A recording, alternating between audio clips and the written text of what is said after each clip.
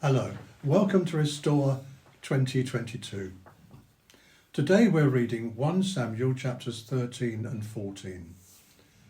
The events in these chapters occurred 3,000 years ago but seem to have a very contemporary feel about them. For instance, it's a requirement of biblical leadership that a ruler should not be above the law.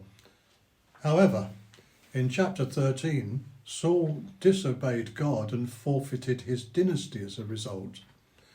And in chapter 14, during a battle, Saul made a rash oath which so angered the people, he was forced into a U-turn to quell their indignation. Both these chapters begin and end with Israel at war.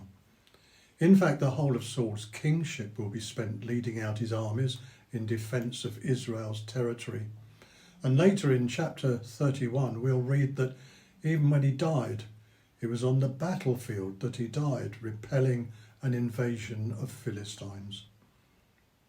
At the time of today's chapters, Saul's army was handicapped by inferior weaponry. The Philistines had iron smelting technology and could manufacture powerful weapons, including chariots.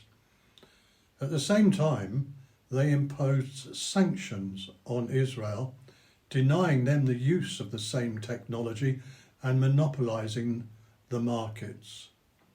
They charged exorbitant prices for iron implements for agricultural use, but only for agricultural use. There were no swords in Israel. So Saul fought in the hills and forests, terrain which was unsuitable for chariots. Now, chapter 14 has a detailed account of a daring attack by Jonathan and his armour-bearer on a Philistine garrison. The accuracy of this detail was confirmed by a remarkable incident in World War I. Fighting in Palestine, a brigade manager had received orders to take a village that stood on a rocky prominence on the other side of a deep valley. It was called Michmash. And the brigade major remembered Jonathan's exploits in this chapter. He figured that there must be still the same route that Jonathan used, a narrow passage through the rocks between two spurs, and at the end of it, the half-acre of land.